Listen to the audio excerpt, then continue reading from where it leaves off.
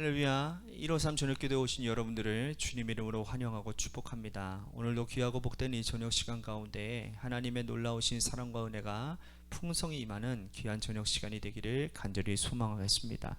오늘도 먼저 하나님의 말씀 보도록 하겠습니다. 사도행전 2장 1절에서 4절 말씀까지 보도록 하겠습니다. 사도행전 2장 1절에서 4절 말씀입니다. 우리 같이 한 목소리로 다 함께 봉독하도록 하겠습니다. 시작. 오순절 날이 이미 이르매 그들이 다 같이 한 곳에 모였더니 호련히 하늘로부터 급하고 강한 바람 같은 소리가 있어 그들이 앉은 온 집에 가득하며 마치 불의 혀처럼 갈라지는 것들이 그들에게 보여 각 사람 위에 하나씩 임하여 있더니 그들이 다 성령의 충만함을 받고 성령이 말하심에 따라 다른 언어들로 말하기를 시작하니라. 아멘. 여러분, 외국어를 배우는 것은요, 특별한 재능을 가진 사람을 제외하고는 쉽지 않은 일입니다. 단어를 외우고 또 문장과 문법, 그 구조를 익힌다라는 것도 어려운 일이거니와 이 외국인들과 자유롭게 의사소통을 하는 것은 굉장히 불편하고 어려운 일이라 할 수 있습니다. 수십 년 영어를 배워도요, 외국인을 만나면 두려운 것이 오늘 우리의 현실이라는 거예요. 그런데 어느 날 갑자기 나는 우리말을 하는데 외국인들이 내 말을 알아듣는 거예요. 나도 그 사람들이 외국말을 하는데 나도 알아듣는 거예요. 여러분, 이 일들을 어떻게 설명할 수 있을까요? 유명하신 어떤 선교사님의 그러한 간증을 들어보면 정말 하나님, 중국어도 하나도 못하는 가운데 있는데 하나님께서, 성령께서 그냥 한국말을 해라, 그러면 내가 그들에게 중국말로 해석하게 했다, 그렇게 해가지고 진짜 그런 일들이 일어나는 그런 일들도 있겠지만, 참 그런 일이 일어나면 여러분 얼마나 놀랍고 정말 소스라치고 얼마나도 큰 은혜가 있겠습니까? 근데 오늘 말씀에 그런 일들이 일어나고 있는 것을 기록하고 있어요. 바로 성령 받은 사람에게 일어난 일입니다. 예수님은 승천하시기 전에 제자들에게 어제 말씀처럼 예루살렘을 떠나지 말고 성령 받기를 기다리라고 말씀하셨지 않습니까? 예루살렘은 그들에게 실패한 곳이라고 제가 말씀을 드렸어요. 그들은 주님의 말씀대로 그곳을 근데 떠나지 않고 기다립니다. 기도하며 돌밭가도 같은 마음을 기경하며 성령의 임재를 기다리는 것이죠. 그리고 드디어 그들에게 성령께서 임하셨어요. 그래서 성령님이 임하시는 역사 가운데 그들의 놀라운 변화를 경험하게 되어지는데, 불의 혀처럼 막 갈라지는 것들이 막 각 사람한테 막 임하면서 놀라운 변화, 각 사람들이 다른 사람의 언어를 말하기 시작하는 거예요. 마가의 다락방에 모인 이 120명의 성도들이 외국어를 배운 적이 없는 사람들입니다. 갈릴리에서 어부로 살았고 예수님을 따라다니면서 주의 말씀만 듣기만 했던 사람들인데, 그들이 각기 다른 나라의 언어로 말하기 시작한다라는 거예요. 방언의 역사가 시작된 것이죠. 그런데 이들은 다른 나라 사람들이 말하는 것도 알아듣게 됐다라는 겁니다. 자, 놀랍지 않습니까? 말하는 것도 그런데 다른 나라의 언어도 듣기를 한다는 거예요. 알아듣는다라는 거예요. 여러 나라들, 이 지역의 근방에 있는, 주변에 있는 모든 나라들의 그런 말들을 다 듣고 또 알아듣기 시작했다라는 거예요.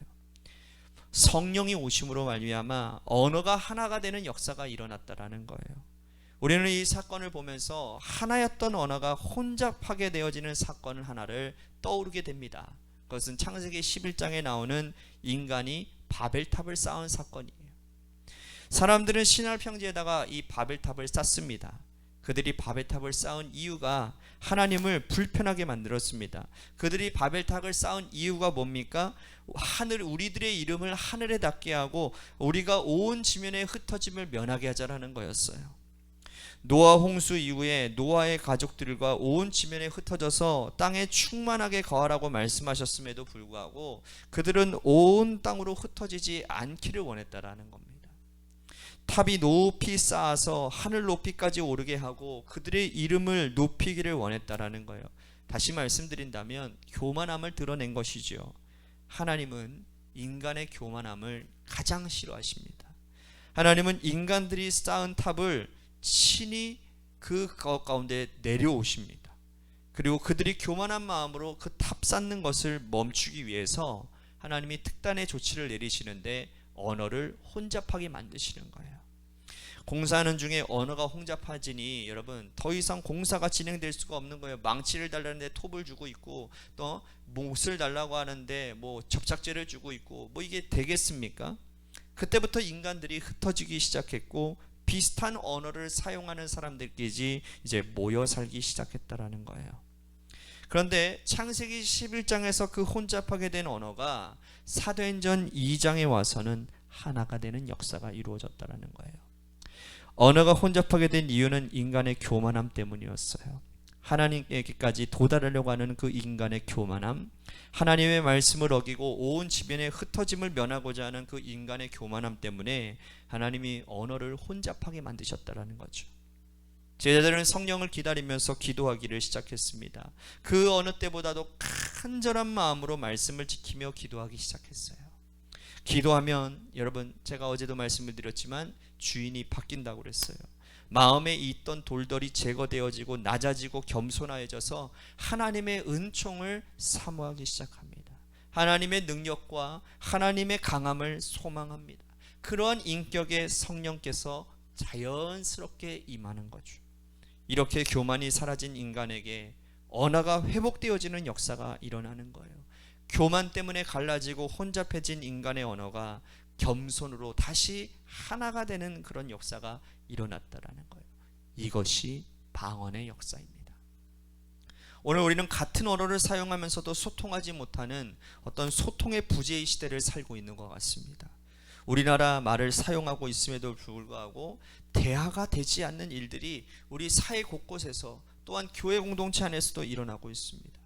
우리는 성령의 은혜를 받아서 방언을 하면서도 교회 공동체 안에서 소통하지 못합니다. 진정한 방언을 받지 못했던 것이죠. 서로 상대방의 마음을 이해하지 못하고 받아주지 못해서 오해하는 일들이 여러분 얼마나 많이 있습니까?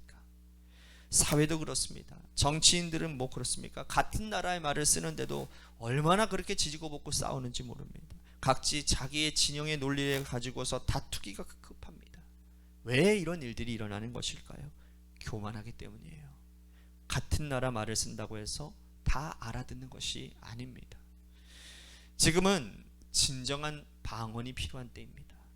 교만하지 않고 겸손하게 눈높이를 낮추고 귀를 열고 마음을 열어서 진정으로 성령 충만하여 성령 받은 사람으로서 상대의 말을 듣고 이해하는 자세가 필요하다라는 거예요. 교회 공동체에서 방언 받은 사람들 참 많습니다. 하지만 방언을 말한다고 해서 그들이 진정한 겸손한 사람이라고 말할 수 없습니다. 여러분들 고린도전서 13장 말씀 사랑장 말씀에도 보면 그렇지 않습니까?